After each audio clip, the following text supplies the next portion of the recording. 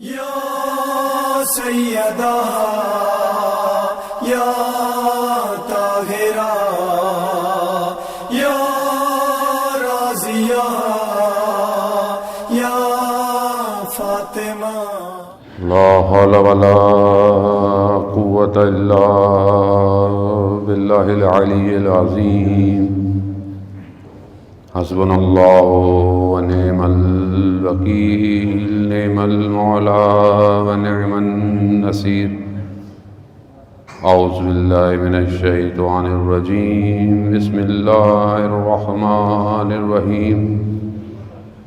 الحمد لله الذي يؤمن الخائفين وينجي الصالحين ويضع المستكبرين ويهلك ملوكا ويستخلف آخرين. والصلاة والسلام على رسول الثقلين محبوب رب المشرقين والمغربين جد الحسن والحسين نبینا سیدنا ابی القاسم محمد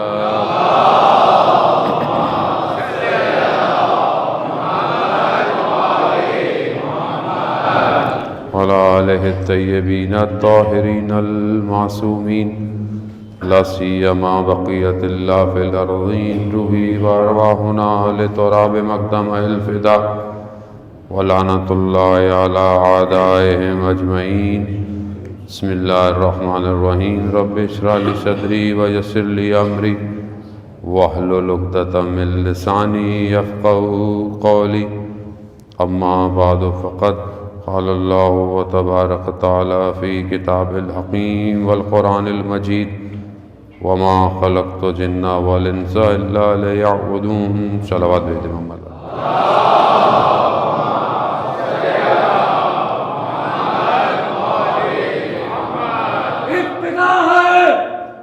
نام سیدہ سے ہر درود اور ہر سلام اے مادر حسین تیرے نام بازمت مادر حسین پہ پاواز بلند سے بلند تر سلوات.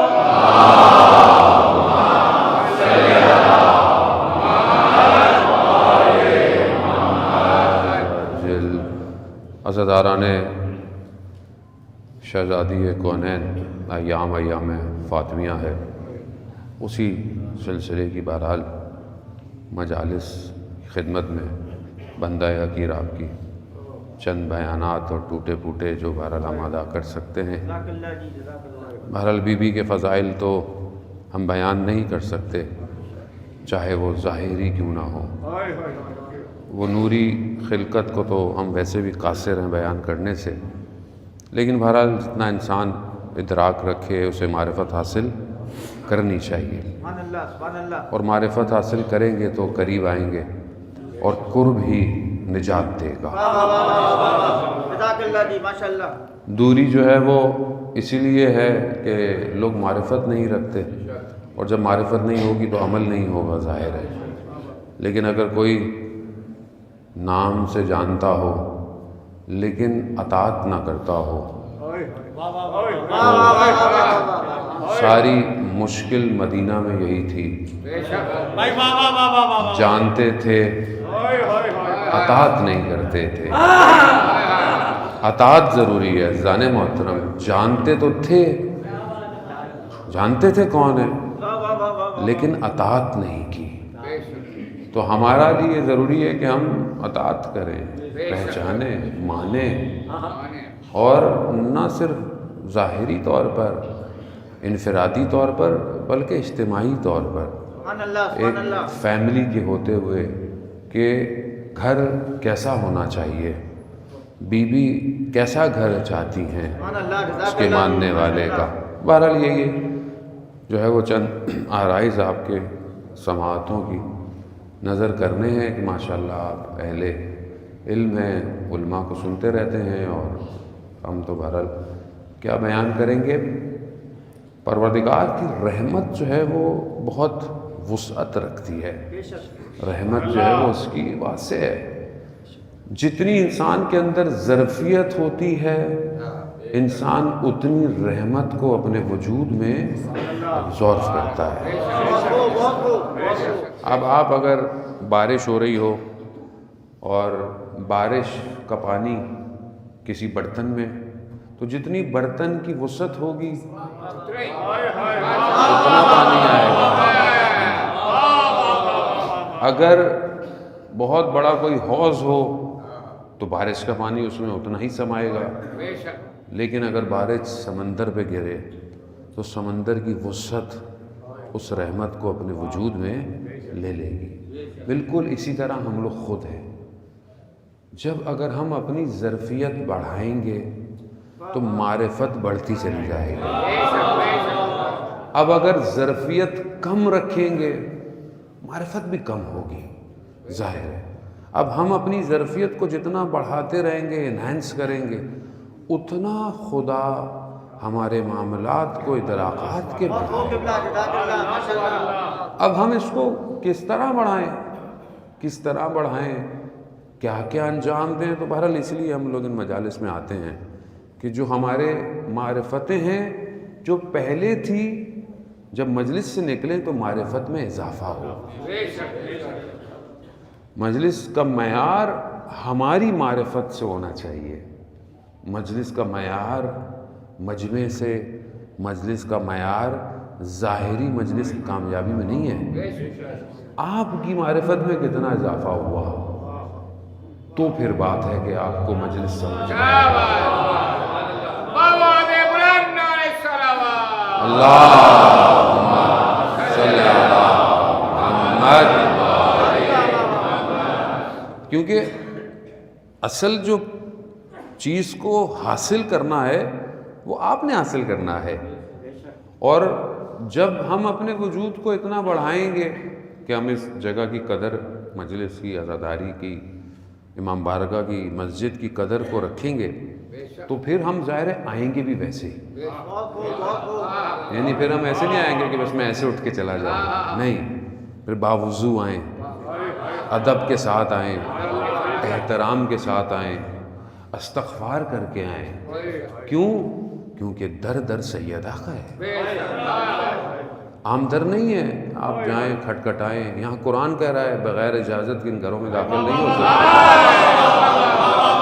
بغیر اجازت کے ان گھروں میں آپ داخل نہیں ہو سکتے.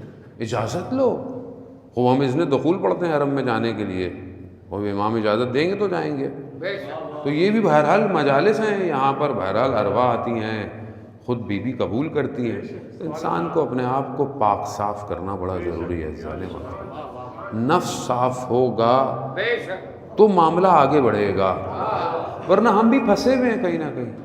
ہم بھی کہیں نہ کہیں پھنسے ہوئے. آئیں دیکھیں کہ مدینہ کا یہ گھر کیسا گھر ہے کہ جو کچی دیواروں کا گھر ہے.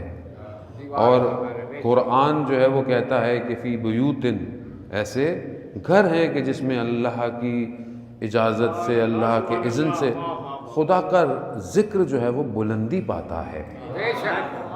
تو رسول خدا سے مسجد نبوی میں پوچھا کہ یا رسول اللہ یہ کن گھروں کی بات ہے؟ کہا یہ انبیاء کے گھر ہیں. تو خلیفہ اول بیٹھے ہوئے تھے، انہوں نے بی بی کے گھر کی طرف اشارہ کیا، کیونکہ یہ ایک ہی دروازہ تھا نا جو مسجد میں کھلتا تھا، یہ ایک ہی دروازہ تھا. تو پوچھا کہ کیا یہ گھر بھی اس میں شامل ہے؟ تو رسول خدا فرماتے ہیں یہ گھر ان سب گھروں میں افضل ہے. تو اب یہ جو گھر تھا، یہ گھر کس چیز سے بنا ہوا تھا؟ اس گھر میں سنگ مرمر تھے، اس گھر کی چھتیں بلند تھیں. کیا تھا؟ اس کے کمرے بہت تھے، اس میں وسعتیں تھیں؟ نہیں. ہم اپنی زندگی میں انسان بہت محنت کرتا ہے اور کہتا ہے کہ بھائی میرا اپنا گھر ہو. انسان بعض اوقات سارا زندگی محنت کرتا ہے کہ گھر بنائے، کوشش کرتا ہے جتنا اچھا گھر ہو، اولاد کو آسانی ہو، نسل کو آسانی ہو، کھلا ہو، صحن کھلے ہوں، عمارت ہو. کوئی بڑی بڑی ٹاپ دنیا کی بلڈنگوں میں گھر لیتا ہے، 20 منزل پہ، 40 منزل پہ، 50 منزل پہ جاتا ہے کہ بھائی گھر ہو. لیکن یہ گھر نہیں ہوتا، جو ہم بناتے ہیں وہ مکان ہوتا ہے۔ ہم مکان بناتے ہیں، گھر افراد سے بنتا ہے۔ بہت سارے لوگ اپنی زندگی میں محنت کرتے ہیں مگر مکان بناتے ہیں، گھر نہیں بناتے۔ گھر ایسا ہو کہ جو افراد آپس میں جڑے ہوئے ہوں۔ یہ گھر ایسا تھا کہ جس نے پوری دنیا کو ایسے افراد دیے کہ بشریت انہی کے اوپر تکیہ کی ہوئے ہے۔ کیا دیا اس گھر نے؟ اس گھر نے مولا کائنات اللہم صلی علی محمد، اس گھر نے امام حسن امام حسین علیہ السلام دیے، اللہم صلی علی محمد۔ اس گھر نے جو ہے وہ زینب و ام کلثوم دیے۔ یہ گھر ہے۔ اب ان کے لیے بتانے کی ضرورت نہیں ہے کہ یہ کون لوگ تھے اور انہوں نے کس طرح اللہ کے دین کو بچایا۔ تو ہم دیکھیں کہ کیا ہمارا بھی گھر ہے یا نہیں ہے؟ ہمارے گھر کے افراد کا رابطہ، ہمارے گھر میں بھی وہی کچھ ہوتا ہے جو ان کے گھروں میں ہوتا تھا؟ تبھی تو ہم کہیں گے کہ ہم ان کے ماننے والے ہیں۔ تو ہم کیسے کہیں کہ ہم ان کے ماننے والے ہیں؟ تو ہمارا گھر لگے تو صحیح کہیں نہ کہیں سے۔ تو میں ایک حدیث تبرکاً آپ کی خدمت میں عرض کرتا ہوں تاکہ ہم تھوڑا سا اپنے آپ کو کمپیئر کریں کہ کیا ہمارا گھر ویسا ہی ہے کہ جیسا ان کا گھر تھا۔ حضرت فاطمہ سلام اللہ علیہا، اللہم صلی علی محمد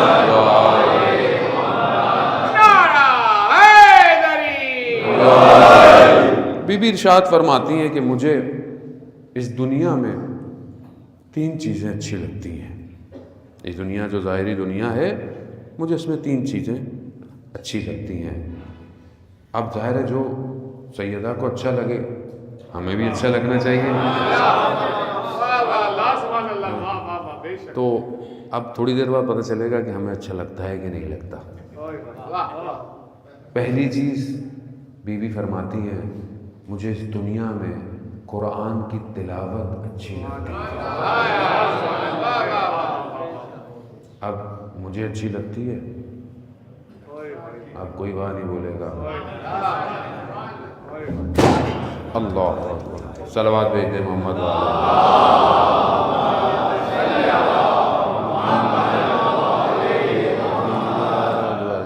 درود بھیج دے محمد والے محمد صلی علی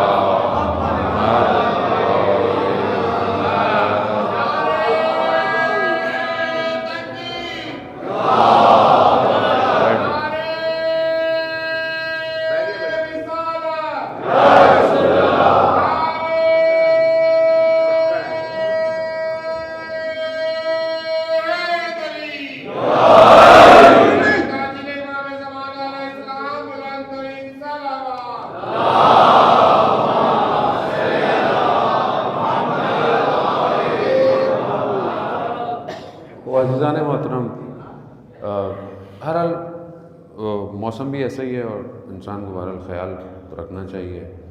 آج کل سردی گرمی لگ جاتی ہے تو خیر تمام مریضوں کی شفا کے لیے ایک اور دفعہ صلوات ہے۔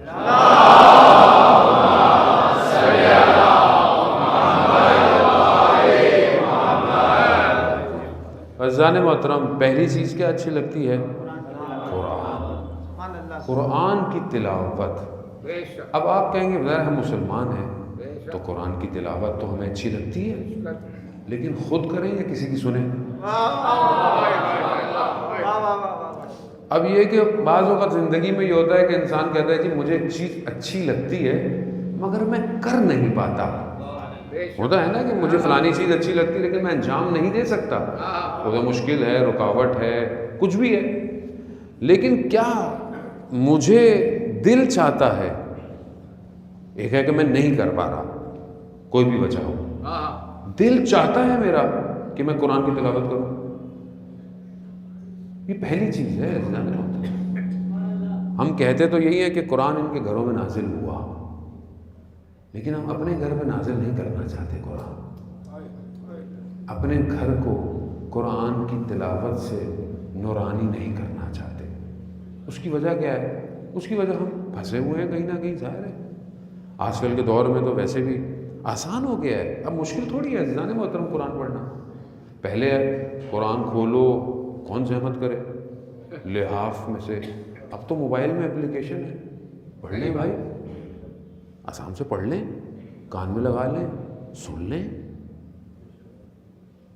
چھٹے امام جعفر صادق صلی اللہ محمد، کتنی آیتیں امام فرماتے ہیں کہ تلاوت کرنی چاہیے ایک مومن کو، 50 آیتیں تلاوت کرنی چاہیے، چلیں 50 نہیں کریں، 5 تو کریں۔ یہ مشکل کام نہیں ہے، یہ بس دوری ہے۔ اب جب دور ہوں گے تو ظاہر ہے جب یہ ایک نور دور ہو جائے گا، ایک پاکیزگی دور ہو جائے گی، تو پھر نجاست تو آئے گی نا انسان کے اندر۔ تو یہ پھر جو انسان کہتا ہے مشکلات، گرفتاریاں، پریشانیاں، بیماریاں کیوں ہیں؟ کیونکہ نور نہیں ہے آپ کے وجود میں۔ آپ اپنے آپ کو کلام خدا سے منور کریں، زبان پاک کریں۔ عزیزان محترم، خوب یہ بہت ضروری ہے کہ انسان جو ہے وہ متوجہ ہو اس طرف، وہ پہلی چیز ہے یہ۔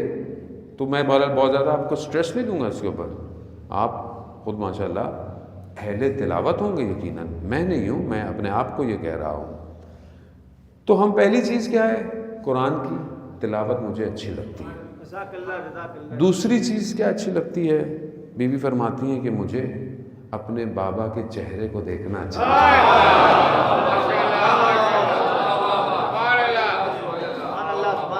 اب آپ یہ خوش ہوں گے کہ ظاہر ہے اب ہم تو مولانا اس زمانے میں ہیں نہیں، تو ہم کہاں دیکھیں؟ تو اس کا بھی میرے پاس حل ہے۔ ظاہر ہے اگر ہم رسول کے زمانے میں ہوتے تو ہم بھی، ظاہر ہے اس اول مخلوق کو کون نہ دیکھے کہ جس کے صدقے میں پروردگار کہہ رہا ہے کہ میں نے کائنات کو خلق کیا۔ لیکن یہاں تو ظاہر ہے یہاں پہ بیٹی بھی ہے، لیکن یہاں معرفت ہے، ادراک ہے، اور یہ دو طرفہ تھی، ایک طرفہ نہیں ہے۔ یہاں رسول نے بھی مطلب کر کے دکھایا۔ 3 چیزیں رسول بھی فرماتے تھے، جب بی بی تشریف لاتی تھی 3 چیزیں انجام دیتے تھے۔ کیا چیز؟ کہ جب تشریف لاتی تھی رسول خدا اپنی جگہ سے کھڑے ہو جاتے تھے۔ دوسری چیز اپنی جگہ پر بٹھاتے تھے، یعنی آخری نبی کا کھڑا ہونا 1,24,000 پیغمبروں کا کھڑا ہونا،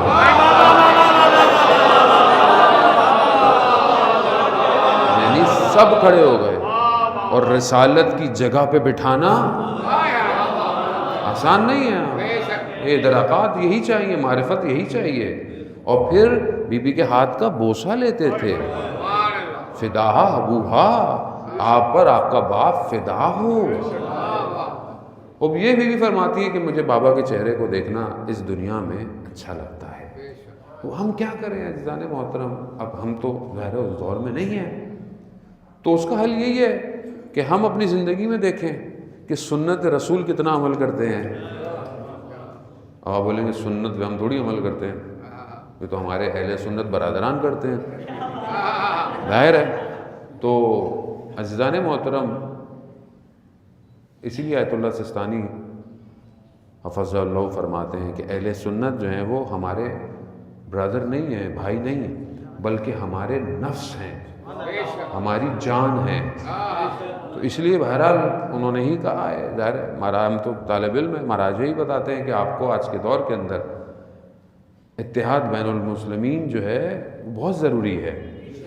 آپ حقائق کو بیان کریں لیکن احترام کے ساتھ، آپ احترام کریں۔ انگلش میں شاید میرے خیال میں یہ جملہ بہت زیادہ اچھا ہے، ایک عالم دین نے فرمایا کہ رسپیکٹ کریں، ایکسیپٹ نہ کریں، رسپیکٹ کریں۔ تو یہ علمی بات ہے، اور علمی باتوں کا علمی مباحثہ ہوتا ہے۔ ایسے آدمی منظر عام پر ان موضوعات کو چھیڑتا بھی نہیں ہے، اور چھیڑنا بھی نہیں چاہیے، کیونکہ ہر کسی کی عقل اتنی وسعت نہیں رکھتی ہے. تو آپ جب کسی کا احترام کریں گے تو لوگ آپ کا بھی احترام کریں گے. آپ فضائل بتائیں, بیان کریں, ہر کوئی احترام کرتا ہے. مجالس میں یقیناً اہل سنت ہمارے آتے ہیں, اور دنیا میں نظریات کا اختلاف مذاہب میں, فرقوں میں ہوتا ہے, یہ کوئی بڑی بات نہیں ہے, لیکن خدا نخواستہ اہانت نہیں کرنی چاہیے. یہ ہمیں خاص طور پہ ہم لوگ جو کہ مجالس کراتے ہیں, سلام پڑھتے ہیں, مرثیہ پڑھتے ہیں, یہ ہماری ذمہ داری ہے عزیزان محترم. دنیا سن رہی ہوتی ہے, دنیا دیکھ رہی ہوتی ہے. آج اگر بہت لوگ ہم سے دور ہیں تو ہمارے کردار کی وجہ سے, نہ اہل بیت کی وجہ سے. ہم نے غلطیاں کی ہیں, ہمیں اپنے کردار کو, اور ہم خوش ہوتے ہیں, ہمارا یہ بڑا مسئلہ ہے. ہمارے یہاں اگر مجلس میں شعر کو ایسا پڑھ دے جس میں جملے مارے جائیں, یہ ہماری فطرت میں مشکل ہو گئی ہے. ایسا نہیں ہونا چاہیے عزیزان محترم. یعنی یہ ایک بات دیکھیں, حقائق ہر کوئی جانتا ہے, حقائق سے آپ پردہ پوشی نہیں کر سکتے, وہ بھی جانتے ہیں. لیکن جب دوسرے مذاہب میں دیکھیں, بہت ساری چیزیں دوسرے مذاہب میں بلٹ ان ہیں, آپ اس سے کیسے بات کریں گے؟ تو آپ اپنا موقف بیان کریں, آپ بیان کریں. ابھی میں ایک شہر میں تھا تو ایک برادر اہل سنت آئے ہوئے تھے اور ملے, امام صاحب اہل بیت سے محبت کرتے ہیں اور تھوڑا پرسنٹ ہی رہ گیا. تو میں نے بولا کہ نہیں, آپ جو ہیں وہی رہیں, بس اہل بیت سے محبت کریں. اس لیے امام خمینی رضوان اللہ تعالیٰ فرماتے ہیں کہ تم ہاتھ باندھنے میں اور ہاتھ کھولنے میں لڑ رہے ہو, دشمن تمہارے ہاتھ کاٹنے میں لگا ہوا ہے. تو یہ بہت ضروری ہے کہ ہم اس طرف متوجہ ہوں. اب سنت رسول ہم کتنا عمل کرتے ہیں, کیا عمل کرتے ہیں؟ میں 2-4 سنتیں میں آپ کو بتاتا ہوں, آپ جانتے ہیں, لیکن بہرحال ہم اس کو ایز اے سنت عمل کریں گے تو ہم رسول کے قریب ہو جائیں گے.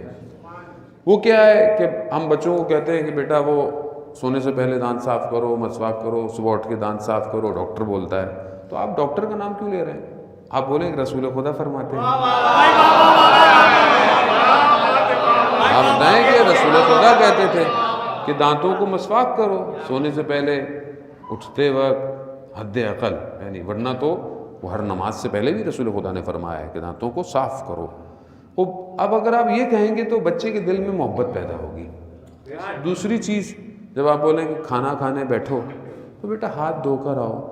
کیوں؟ ویسے بھی ڈاکٹر بولتے ہیں ہاتھ دھوئیں, جراثیم پاک ہوں گے, ایک لاجیکل ہے. تو اب رسول خدا فرماتے تھے بیٹا کھانے سے پہلے ہاتھ دھو کے بیٹھو. اس کو پتہ چلے گا کھانے میں بھی رسول کی گفتگو ہو رہی ہے. پھر آپ بولیں بیٹا بسم اللہ پڑھ کر کھانا کھاؤ, بسم اللہ پڑھ کر خدا کو یاد کر کے کھانا کھاؤ, اور آہستہ آہستہ چبا کے کھانا کھاؤ, اور کھاتے وقت اپنے معدے کو 3 حصوں میں تقسیم کرو. تو اب یہ ساری چیزیں ہیں جسے سائنس بھی آج کہتا ہے, لیکن رسول خدا 14 سال پہلے فرما گئے.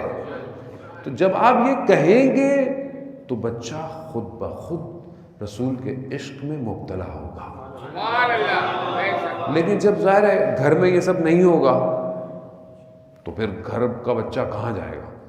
تو ظاہر ہے وہ پھر دنیا کی طرف, دنیا کی چیزوں کی طرف جائے گا, پھر دین سے دور ہو جاتا ہے. پھر لوگ کہتے ہیں کہ ہماری اولاد خراب ہوگی, جس میں ہمارا اپنا قصور ہے. ہم خود رسول سے کتنے قریب ہیں جو ہم اپنی اولاد کو قریب کریں. پہلی بات تو یہی ہے عزیزان محترم. خوب یہ بڑی آسان سی بات ہے, میں بہت فلسفہ تو بیان کرنے ویسے بھی نہیں آیا, نہ مجھے آتا ہے. سادی سی بات ہے جو ہم پریکٹیکلی امپلیمنٹ کر سکیں. تیسری چیز جو سیدہ فرماتی ہیں کہ اللہم صلی علی محمد,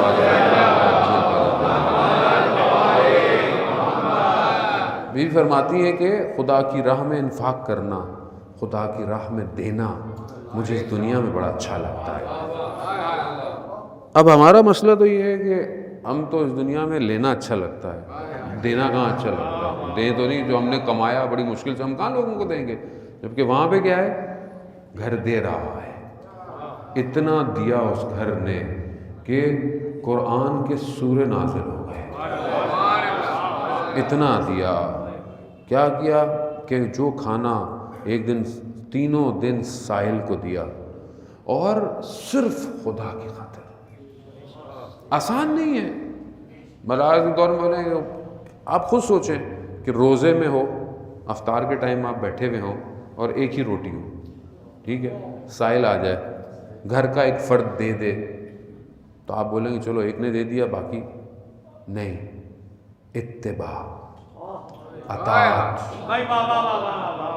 انہوں نے تو سکھایا اطاعت کسے کہتے ہیں. جب والد نے دیا ہے تو بیٹے بھی دیں گے. دیا، پیچھے نہیں ہٹے، سب دے دے. آدھا دے دیتے نہیں، دیا. دوسرے دن پانی سے نمک سے روزہ کھول دیا، دوسرے دن پھر روزہ، پھر افطار، پھر وہی ایک روٹی، پھر کوئی آ گیا پھر دے دیا، پھر تیسرے دن پھر وہی افطار، پھر روٹی، پھر دے دیا. 3 دن اہل بیت نے سائلوں کو دے کر دنیا کو رزق عطا کیا ہے.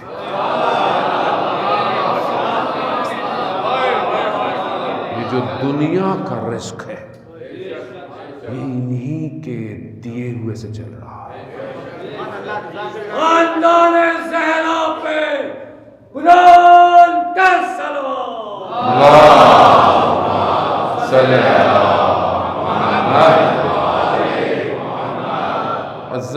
سمجھنے کو، کیونکہ ظاہر ہے ہم لوگ ذہن چھوٹے ہیں، اتنی وسعت نہیں رکھتے کہ ان معارف کو درک کر سکیں، ورنہ کائنات کا راز سیدہ ہے. ایسا ہے، اس کو مجھے شاید میں آپ کو لفظوں میں تو ظاہر ہے میں تو نہیں سمجھا سکتا، لیکن جب تک خود محسوس نہیں کریں گے آپ درک نہیں کریں گے. کبھی کوشش کر کے دیکھ لیں، کبھی کوشش کر کے دیکھ لیں زندگی میں. دروازہ کھٹکھٹائیں. مشکل یہ ہے کہ مانگنا نہیں آتا، کیونکہ ظاہر ہے اتنی بڑی ہستی سے مانگنے کے لیے بھی تو کوئی طریقہ چاہیے. لیکن ان کیا منع نہیں ہے، ان کیا نہیں ہے کہ آپ مسلمان بھی ہو، یہ نان مسلم بھی ہو، کوئی بھی ہو، یہ دیتے ہیں. کیوں؟ کیونکہ انہیں خدا نے عطا کیا ہے. مطلب تاریخ میں کہیں بیان نہیں ہوتا کہ کسی خاتون نے اپنی شادی کی پہلی رات اپنا شادی کا جوڑا لباس سائل کو دے دیا. کہیں نہیں ہے، کسی کے لیے نہیں ہے. ہمارے یہاں تو کہو کہ شادی جو ہے وہ سادگی سے کرو. یہاں ماں باپ ایک ہی بیٹا ہے، ایک ہی بیٹی ہے مولانا. بھائی آپ مانتے کس گھر کو؟ نہیں، وہاں کتنا ماننا ہے؟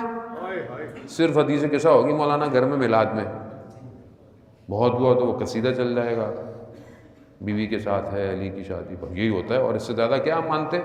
باقی سب اپنی مرضی. تو یہ کتنا تضاد ہے معاشرے میں، یہ تضاد ہے. اسی لیے تو مشکلات ہیں آج معاشرے میں. فساد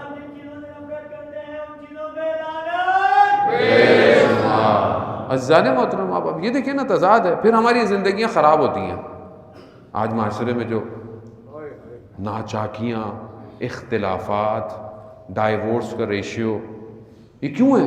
کیونکہ ابتدا پاک نہیں ہے. اب قرض لے کے کرو، یہ لے کے کرو، سامنے والے بھی ویسے ہی ہیں. وہ بیٹے کا رشتہ لینے جائیں گے تو پتہ نہیں بیٹے کو پڑھایا تھا، پتہ نہیں کیا کیا تھا، سارا بیٹی والے گھر والوں سے لیں گے. معاشرہ ایسا ہو گیا ہے. اور پھر خدا نہ خواستہ کوئی بیچاری غریب آ جائے تو ساری زندگی تانے. آپ خود سوچیں نا کہ ہم جس معاشرے میں رہتے ہیں اس کی حقیقت یہ ہے، اور مانتے ہم کن کو ہے کہ نیا لباس دے دیا رسول خدا حضرت محمد مصطفیٰ.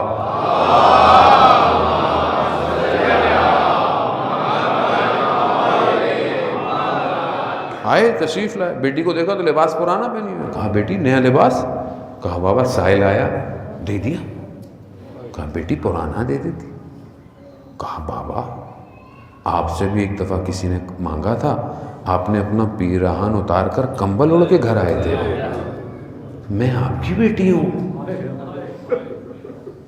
میں آپ کی بیٹی ہوں۔ عزیزان محترم، اب یہ سادگی، میں یہ نہیں کہتا کہ خدا نے جو آپ کو وسعت دی ہوئی ہے یا بہرحال آپ کو ایک معاشرے میں استطاعت دی ہوئی ہے آپ وہ نہ کریں، لیکن سادگی ضروری ہے۔ جتنا آپ سادگی سے کریں، آپ کے پاس بہت زیادہ پیسہ ہے تو آپ ان پیسوں سے کئی اور لوگوں کی شادیاں کروا دیں بھئی کوئی، کیونکہ مشکل یہ ہے کہ ہم لوگ دنیاوی، میں اپنی بات آپ کو نہیں، خدا نہ خواستہ دنیاوی ہو گیا ہوں۔ کیوں ہو گیا ہوں؟ ہر چیز کا فائدہ کیا ہے؟ فلانی جگہ مجلس پڑھنی مولانا، اچھا فائدہ کیا ہوگا بھائی؟ کوئی تو فائدہ دو۔ کہیں بولے گا مولانا لفافہ اچھا ملتا ہے، وہ لفافہ تو خیر ہر جگہ سے ملتا ہے، کوئی اور فائدہ بتاؤ۔ اب ہر آدمی ہمیں بھی اس طرح چاہتا ہے کہ ہم بھی ریٹرن آن انویسٹمنٹ پہ چل رہے ہیں جیسے، جبکہ بھول گئے ہیں کہ ہماری انویسٹمنٹ جو ہے وہ دنیا کی ریٹرن ادھر ہے، ریٹرن ادھر ہے۔ ہم جن سے مانگیں، جن کو وہ عطا کریں، دنیا دے بھی کیا سکتی ہے ویسے۔ اب ہم بھی ایسے ہی ہو گئے، فائدہ کیا ہوگا اس کام میں، کیا فائدہ ہوگا اس کام میں؟ عزیزان محترم، کیا فائدہ ہوگا؟ اگر کسی کی مدد کر دیں، کسی کی ہیلپ کر دیں، انفاق ہے نا، دینا ہے نا۔ روایات تو کہتی ہیں ایسے دو کہ دائیں ہاتھ کو بھی خبر نہ ہو کہ بائیں ہاتھ سے دیا گیا ہے، ایسا دو۔ اب یہ فائدے تبھی ہوں گے جب ہم ان کی معرفت کریں گے کہ اب یہاں پر سائل آتا ہے تو کیا کیا لے کے جا رہا ہے سائل۔ لیکن ہم دیکھیں، اب وہ آپ اس خاتون اول کو دیکھیں، خاتون اول حضرت سلمان فارسی بتاتے ہیں، بیان کرتے ہیں، حدیث ان سے بیان ہوتی ہے کہ جب بیوی کے لباس کو، چادر کو دیکھا جس پہ 12 جو ہے وہ پیوند لگے ہوئے ہیں تو گریہ کرنے لگ گئے، گریہ کر رہے ہیں۔ کیوں؟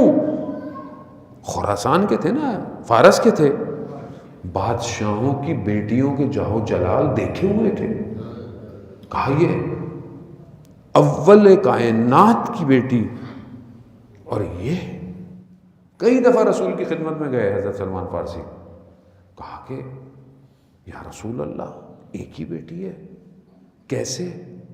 کہا خود فاطمہ نے دنیا کو ترجیح نہیں دی، آخرت کا انتخاب کیا ہے۔ خوب ہم آخرت کا انتخاب کریں، کوئی بھی کام کریں آپ آخرت کا انتخاب کریں۔ ہماری تو یہ حالت ہے کہ ہم تو کسی رشتہ دار کو کوئی کھانا کھلا دیں، اچھا اگلی دفعہ ان کے گھر جائیں گے، دیکھا ہم نے کیا کیا، انہوں نے ہمارے ساتھ کیا کیا، اللہ اکبر۔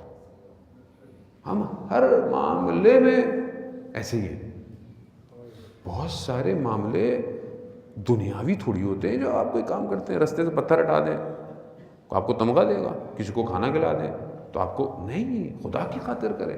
انہوں نے سب کچھ خدا کی خاطر کیا، خدا کی خاطر اپنے آپ کو آگے بڑھائیں۔ عزیزان محترم، اب یہاں پر خدا کو سمجھیں، خدا تو اتنا رحمان ہے کہ وہ تو بہانے ڈھونڈتا ہے کسی نہ کسی طریقے سے بندہ میری طرف آ جائے، کوئی نہ کوئی طریقے سے آ جائے۔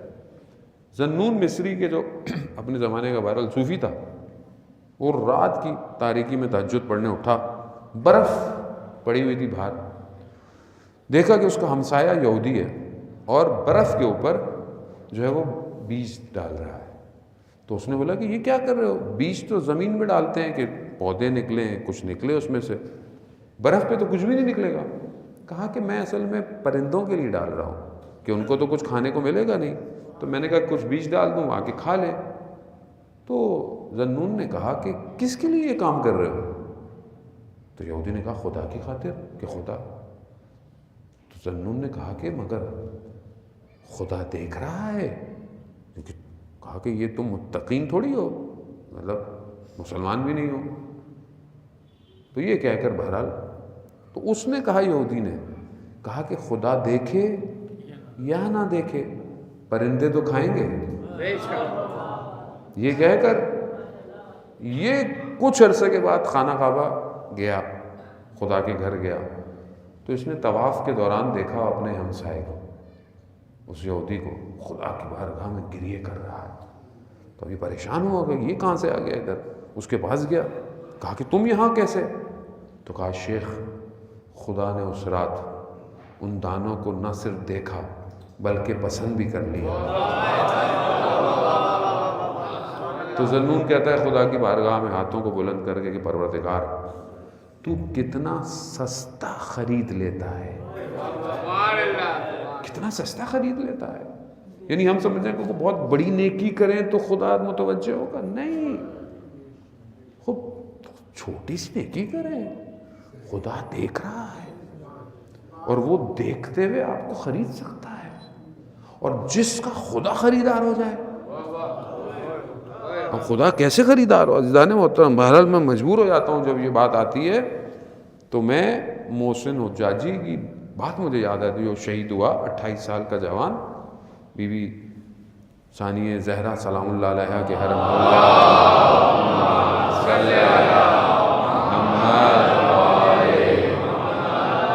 بی بی کے حرم کو بچاتے ہوئے جو شہید ہوا، جس کی گردن کاٹ دی گئی، اور جو آج کے دور میں کٹی ہوئی گردنوں کا سردار بن گیا، 28 سال کا، اس نے اپنے بیٹے کو وصیت کی، بیٹا 2 سال کا تھا اس کا اس وقت، اب بڑا ہو گیا، اس نے بیٹے کو کہا کہ بیٹا زمانہ پرآشوب ہے، فتنہ ہے، لیکن اپنے آپ کو اس قابل کرنا اس دنیا میں کہ خدا تمہارا خریدار بن جائے، خدا آپ کو خریدے۔ یہ بہرحال ہمارے یہاں واقعہ پیش آیا، پچھلے دنوں دھرنے بھی دیے، قوم نے استقامت بھی دکھائی، اور یہ کہ مسلمانوں کی گردنیں کاٹ دی گئیں۔ عزیزان محترم، آپ خود سوچیں کہ یہ لطف نہیں ہے، 1400 سال بعد آج بھی ولایت کی خاطر گردن کٹ رہی ہے۔ گھبرا گیا، گھبراہٹ ہو جاتی ہے نا گردن کٹوانا، لطف نہیں ہے۔ ٹھیک ہے، جس کا نقصان ہوا فیملی میں وہ اپنی جگہ، ظلم ہوا اپنی جگہ، مقاومت کرنی چاہیے، حکومت کو چاہیے کہ بہرحال امنیت رکھے، تلاش کرے، لیکن اس طرف سے دیکھیں۔ آسان مطلب چاہتے کیا ہیں ہم لوگ؟ یا لیتنی کنت معکم، کاش ہم بھی ہوتے تو کیا ہوتا؟ گردن کٹنی تھی نا بھئی، بچ کے تو نہیں آنا تھا وہاں سے، اور کیا ملنا تھا وہاں سے؟ یہی ملنا تھا، گردن کٹنی تھی، بدن پامال ہونے تھے۔ تو اگر آج ہو رہے ہیں تو اور کیا چاہیے انسان کو؟ گھبراہٹ ہو گئی، مجھے لگ رہا ہے صلوات بھیج دے محمد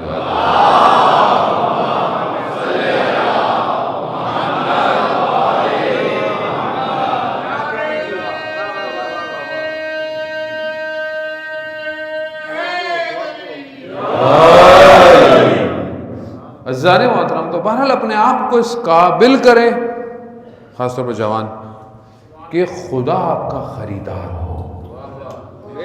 تو اب میں کیا کروں کہ خدا مجھے خرید لے؟ کوئی تو کام کروں کہ میری قیمت بازار کنعان میں لگے، میری کوئی قیمت بازار کنعان میں لگے کہ مجھے بھی یوسف کی طرح کوئی خریدار آئے تو خریدے، وہ اس قابل تو ہوں۔ تو عزیزان محترم، خوب جب ہوگا تو امتحان سے گزرنا ہے، آزمائش سے گزرنا ہے، کنویں کی تنہائی میں خدا کو سجدے کرنے ہیں، اور پھر ان 14 کا واسطہ دینا ہے، تب خدا خریدار بنے گا، ایسی قیمت لگے گی عزیزان محترم۔ تو خوب ہم اپنے آپ کو دیکھیں کہ ہم کیا رات کی تنہائی میں خدا کی بارگاہ میں کھڑے ہوتے ہیں، خدا کو سجدے کرتے ہیں۔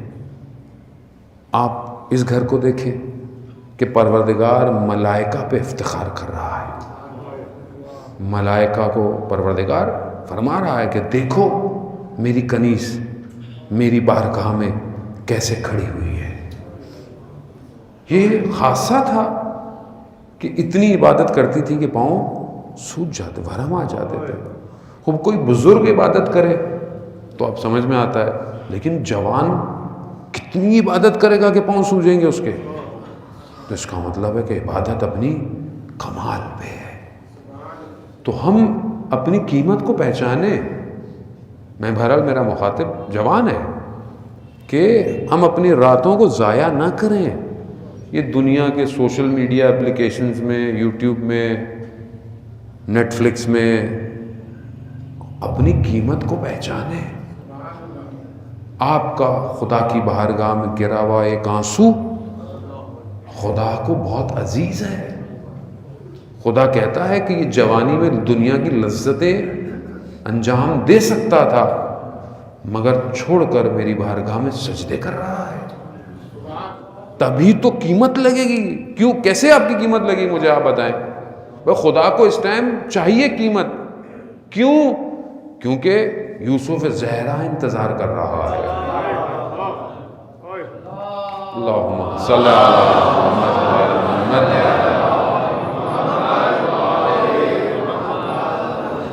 عزیزان محترم، بہرحال مجھے ذہن میں واقعہ آ گیا، سنا تو آپ نے ہوگا لیکن بہرحال ذہن میں آ گیا واقعہ، تو تکرار میں کوئی مذائقہ نہیں ہے کہ حضرت عیسیٰ علیہ السلام جو خدا کے نبی ہیں اپنے حواریوں کے ساتھ ایک جگہ گئے.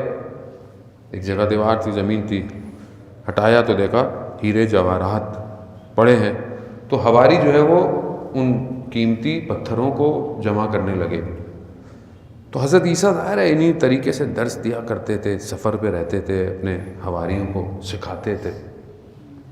تو کہا کہ میں شہر جا رہا ہوں، جو شہر قریب تھا، جو بھی علاقہ تھا، اور وہاں سے ہیرا لے کر آؤں گا جس کی قیمت بہت زیادہ ہوگی. تم جن ہیروں کو دیکھ رہے ہو میں ایک ہیرا لے کر آتا ہوں. چلے گئے شہر، جائے غریب سے علاقے میں ایک گھر میں گئے تو کہا کہ میں مسافر ہوں. بوڑھی سی عورت تھی، اسے نہیں پتا کہ خدا کا نبی ہے. کہا کہ آ جائیں، میرا بیٹا گیا ہوا ہے، آئے گا تو آپ کی خدمت کرے گا. ایسے میں وہ جوان آیا. حضرت عیسیٰ نے اس کے چہرے کو دیکھا تو دیکھا کہ پریشان لگتا ہے. کہا کیا پریشانی ہے؟ کہا کہ نہیں، مطلب میں اب آپ کو، کہا نہیں بتاؤ، ہو سکتا ہے میں شاید. کہا نہیں، کوئی کچھ نہیں کر سکتا. کہا شاید میں تمہاری کو مدد کر دوں. تو کہنے لگا کہ میں مزدور ہوں، مزدوری کرتا ہوں، یہ رستے میں جو ہے وہ زمین اور مٹی اور ان کو اٹھاتا ہوں. تو ایک کاروان گزر رہا تھا اور کاروان میں سواریاں تھیں، حواریاں تھیں. اچانک سے ہوا چلی تو ایک جگہ سے پردہ ہٹا تو میں نے ایک چہرے کو دیکھا. وہ اتنا خوبصورت تھا کہ میرا دل اسی میں رہ گیا. پھر میں پیچھے دوڑتا دوڑتا گیا کہ کاروان کس کا ہے؟ تو وہ یہاں کے بادشاہ کا ہے، جو سلطان ہے اس کا کاروان ہے اور وہ اس کی بیٹی ہے. اب میں تو مزدور آدمی، فقیر آدمی، میں کہاں؟ تو اس کرب میں میری یہ حالت ہے. تو حضرت عیسیٰ نے کہا کہ تم، مسئلہ نہیں ہے، تم اپنی والدہ سے کہو کہ جاؤ رشتہ مانگنے جائیں. کہا ہم کیسے رشتہ مانگنے جائیں گے، کیسے؟ کہا کہ میں بتاتا ہوں. جنگل میں لے گئے تشت پہ، کہا پتھر جمع کرو. پتھر جمع کیے، معجزے اذن الہی سے پتھروں کو قیمتی ہیرے جواہرات میں بدل دیا. کہا یہ لے کے جاؤ، بادشاہ کو تحفہ دو، پھر اپنی بات کرنا. جب وہ لے کے گئے، بادشاہ نے جب اتنے قیمتی ہیرے دیکھے تو کہا کہ کیوں آئے ہیں؟ کہا یہ ہے. کہا میں ایک شرط پہ قبول کروں گا، اس جیسے اور لے کر آؤ. تو وہ لے کے گئے. انہوں نے کہا بھائی وہ تو اور مانگ رہے ہیں. کہا مسئلہ ہی نہیں ہے، انبیاء کے لیے کیا مسئلے تھے. ہاں پھر دے دیے، ہیرے بنا کے دے دیے. تو انہوں نے مان لیا، شادی ہو گئی. جیسی ہوئی تو بادشاہ نے دیکھا کہ لڑکا اچھا ہے تو اپنا تخت و تاج اس کو دے دیا کہ اب تم چلاؤ. اب جب آیا تو اس نے حضرت عیسیٰ کو تو اسے تو نہیں پتا تھا کون ہے. تو کہا کہ حضرت عیسیٰ نے کہا کہ میں جا رہا ہوں. تو کہا کہاں جا رہے ہیں؟ ابھی تو آسائش کے دن آئے ہیں، ابھی تو دن آئے ہیں. کہا کہ نہیں، یہ جسے تم کامیابی سمجھتے ہو یہ کامیابی نہیں ہے، اصل کامیابی کسی اور چیز میں ہے. تو کہا کہ وہ کس میں ہے؟ کہا وہ خدا کے راستے میں ہے، خدا کے قرب میں ہے. تو کہا کہ اگر وہ کامیابی ہے تو اب دیکھتے ہیں کہ ایک خود شخص جب اتنا کچھ کر سکتا ہے اور چھوڑ کے کسی اور کے پیچھے جا رہا ہے تو وہ بھی بامعرفت تھا، اس نے بھی تخت و تاج چھوڑا. کہا کہ پھر مجھے بھی اسی کامیابی میں لے کے چلے. اب جب اپنے حواریوں کے پاس پہنچے تو حواری کہنے لگے کہ حضرت عیسیٰ کہ آپ کون سا ہیرا لے کر آئے، کہاں ہیں؟ کہا یہ جوان لے کر آیا ہوں، اس کے قلب میں خدا بستا ہے۔ اسی لیے حدیث قدسی بھی ہے نا، پروردگار کہتا ہے کہ نہ میں آسمانوں میں نہ میں زمینوں کی وسعت میں سما سکتا ہوں، میں مومن کے قلب میں سما سکتا ہوں۔ اللہم صلی علی محمد۔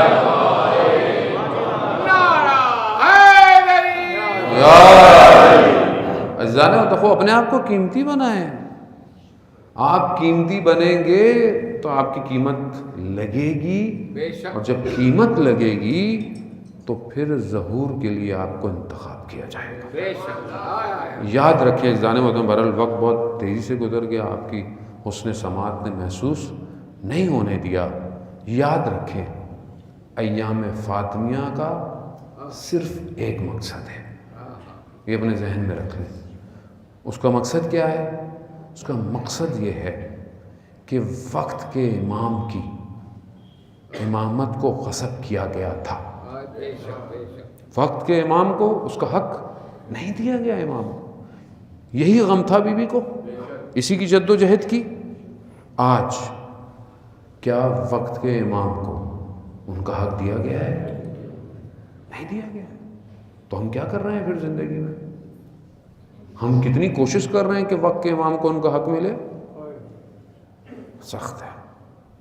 یہی مقصد ہے کہ ہم اپنے آپ کو تیار کریں۔ کب تک ہم لوگ اپنی باتوں کو منوانے کے لیے دھرنے دیں گے؟ انسان میں طاقت اتنی ہونی چاہیے کہ صرف اس کے چہرے سے دنیا کے سلاطین کانپنے لگے، اور یہ ناممکن نہیں ہے۔ یہ ایک شخص نے کر کے دکھایا، ایک شخص نے 40 سال صرف بات نہیں کی امام زمانہ کی، بلکہ امام زمانہ کی حکومت کے لیے 40 سال کام کیا، 40 سال، اور اس کے صرف چہرے سے دشمن ڈرتا تھا۔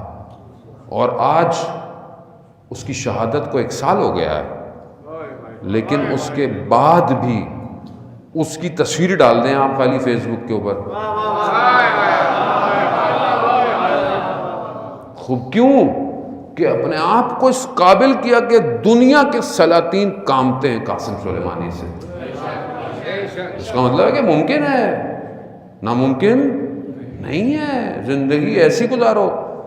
شہید قاسم سلیمانی خود بیان کرتے ہیں، شہداء کی کانفرنس تھی، شہداء کی فیملیوں کی، شہید فرماتے تھے، کہتے تھے کہ شہید مرنے کے بعد شہید نہیں ہوتا، بلکہ زندگی ایسی گزارتا ہے کہ اسے شہادت ملتی ہے۔ زندگی ایسی گزاری، اور شہادت کوئی ختم تھوڑی ہے، شہادت تو ابتدا ہے۔ تو انسان ایسا بنے، پلاننگ ہو، معاشرے میں اسٹریٹجیز ہوں۔ ہم بعض اوقات ساری چیزیں اب علماء پہ ڈال دیتے ہیں۔ اب ٹھیک ہے، ظاہر ہے علماء ایک ایسی معاشرے میں پرسنالٹیز ہوتی ہیں کہ بہرحال لوگ ان کو فالو کرتے ہیں، اطاعت کرتے ہیں، لیکن ہم سب کو بھی تو اپنا کردار ادا کرنا ہے۔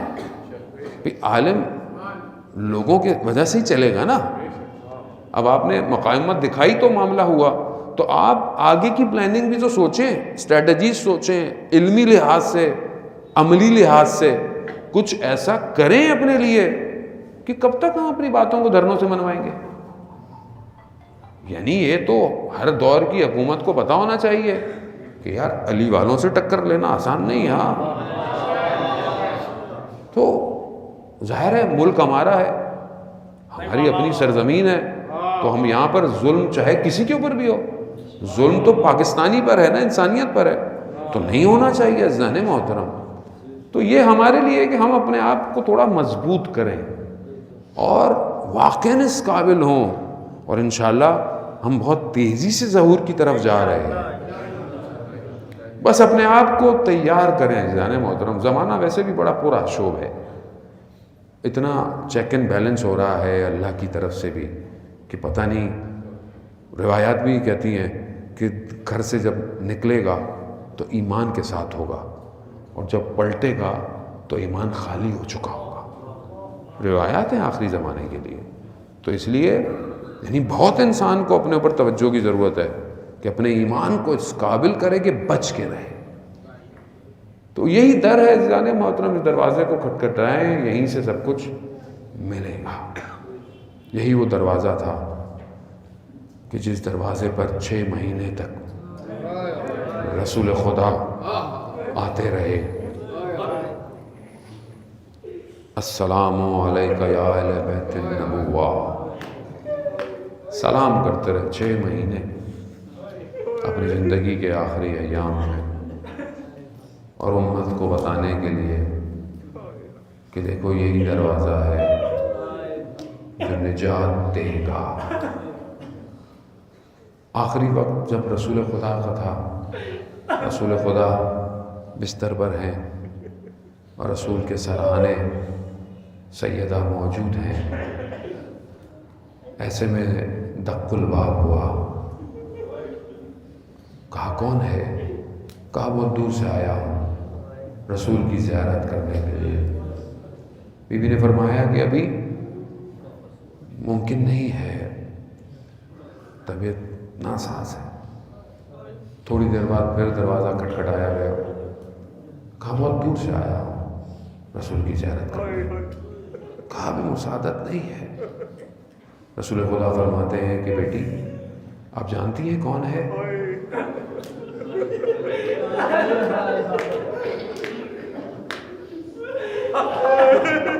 بس جو پہنچ گئے سلام بول کر کہا بیٹی حضرت اسرائیل علیہ السلام آپ کے ادب اور احترام کی وجہ سے اجازت لے کے آنا چاہتے تھے. السلام علیکم یا رسول اللہ. ملائکہ اجازت لے کر آ رہے ہیں, اور امت کیسے آئی؟ امت کیسے آئی؟ دروازے پہ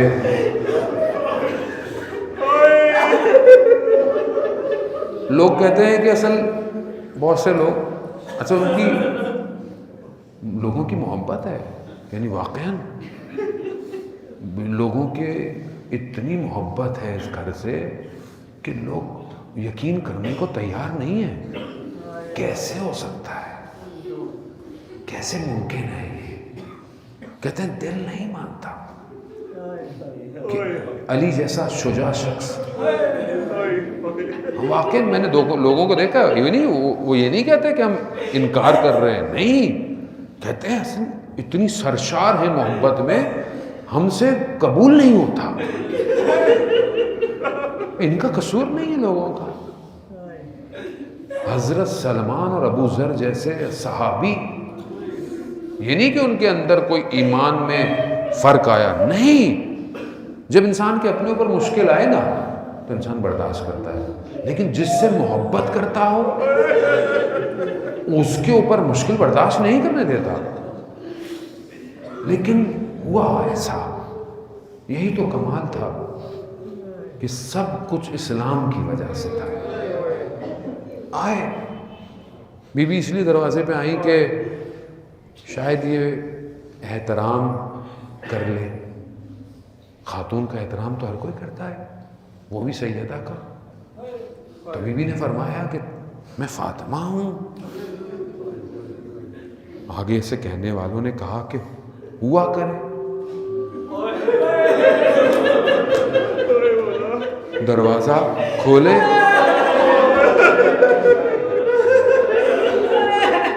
نہیں تو ہم دروازے کو جلا دیں گے. یہی کیا انہوں نے. ہاں زیادہ نہ مرن, خدا آپ کی گریے کو قبول کرے.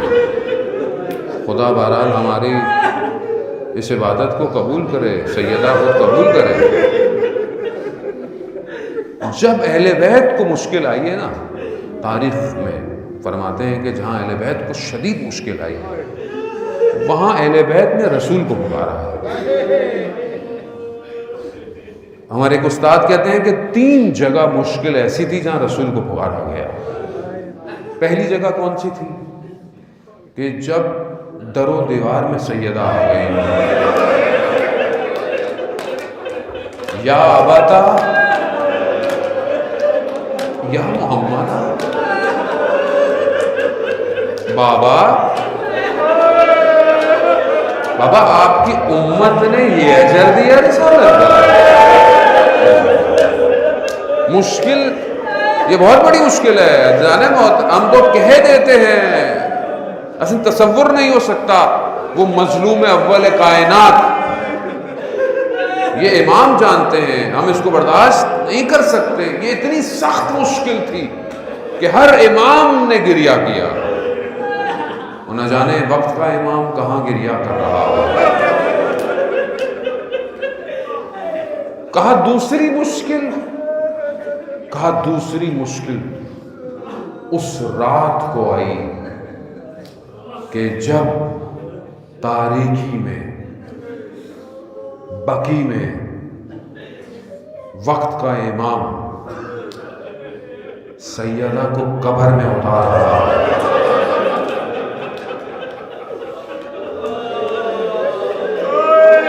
وہ علی کہ جو فاتح خیبر ہو،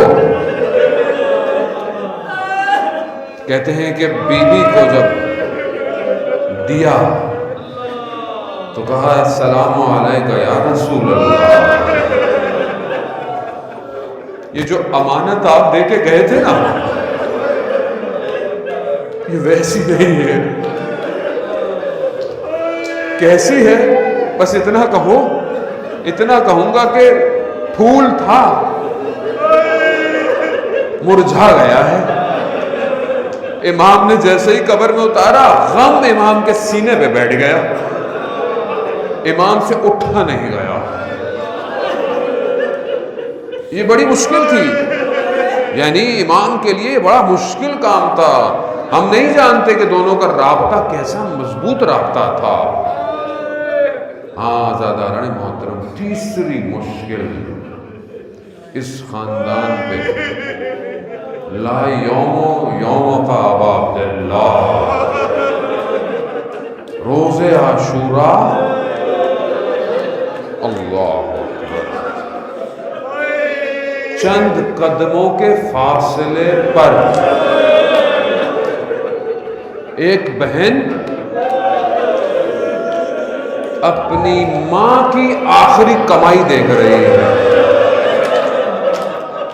آخری کمائی ہے نا، بس کیا دیکھ رہی ہے کہ چند قدموں پہ کھڑی ہے، خدا کربلا کی زیارت نصیب فرمائے۔ اس تلے زینبیہ پہ دیکھیے گا کتنی اونچائی پر ہے،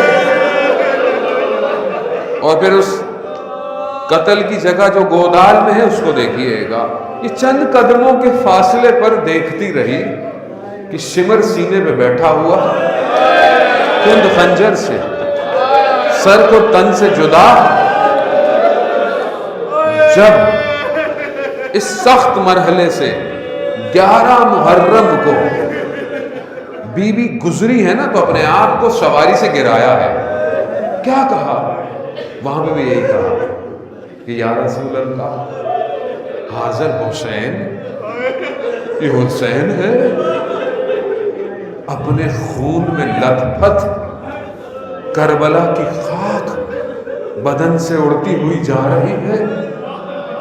ہاں زیادہ یہ آسان نہیں تھا، یہ بہت سخت مراحل تھے، لیکن اس سے زیادہ سخت کیا تھا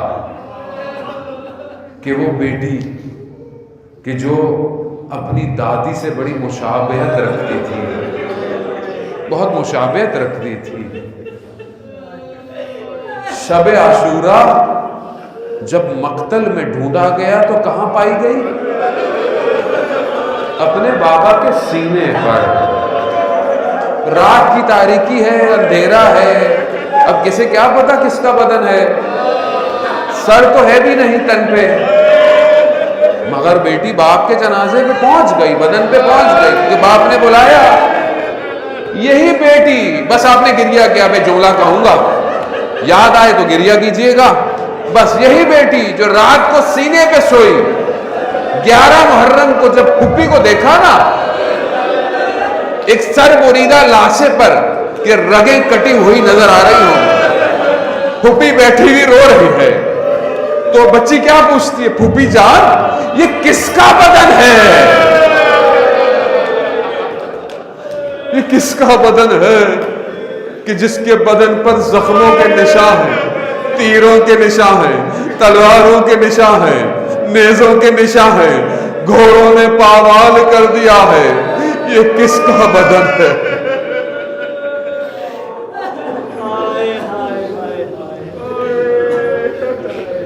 الا لعنۃ اللہ علی القوم الظالمین وسیعلم الذین ظلموا ای منقلب ینقلبون. پروردگار ہماری اس عبادت کو قبول فرما، پروردگار امام زمانہ کے ظہور میں تحجیل عطا فرما، ہمیں ان کے ناصروں ان کے مددگاروں میں شمار فرما. پروردگار حاضرین مجلس کی جائز خواہشات کو پورا فرما. جو بیمار ہیں خاص طور پہ جو اس وائرس کی وجہ سے یا ویسے مریض ہیں، حاضرین مجلس میں کوئی ان کے مریض ہیں، جتنے بھی لوگ یہاں ہیں، پروردگار سیدہ سلام اللہ علیہا کے صدقے شفائے کاملہ اور عاجلہ عطا فرما. جو بے روزگار ہیں رزق حلال عطا فرما، جو برسر روزگار ہیں رزق میں ترقی اور کشادگی عطا فرما. پروردگار جو مقروض ہیں غیب سے ان کے قرضوں کو ادا فرما. پروردگار عالم اسلام میں جہاں بھی مشکلات ہیں مسلمانوں کی جان مال عزت آبرو کی حفاظت فرما. ہمارے وطن عزیز پاکستان کو عزت اور استحکام عطا فرما، اس کے دشمنوں کو نیست اور نابود فرما. پروردگار ہمیں توفیق عطا فرما کہ ہمارا گھر ایسا گھر بنے جس سے بیوی راضی ہوں. ہمارے گھروں کو قرآن کی تلاوت سے منور فرما. ہمیں حج عمرہ اور زیارات کی توفیق عطا فرما. جس لوگوں نے بھی بہرحال اس مجلس کے انتظام میں خاص طور پہ خوش رخ صاحب مرزا کے جو یہاں موجود بھی ہیں، خدا ان کو صحت کاملہ اور عاجلہ عطا فرمائے. اور جو بھی جوان انتظامیہ کے جو بھی اپنے طریقے سے اس کار خیر کے اندر اپنی نیکیاں انجام دے رہے ہیں، پروردگار اسے سیدہ کی بارگاہ سے اجر کثیر عطا فرمائے. علماء اکرام مراجع اکرام کو طول عمر اور سلامتی عطا فرمائے. اللہم ارزقنا زیارت الحسین فی الدنیا و شفاعتہ فی الآخرہ. صلوات پہ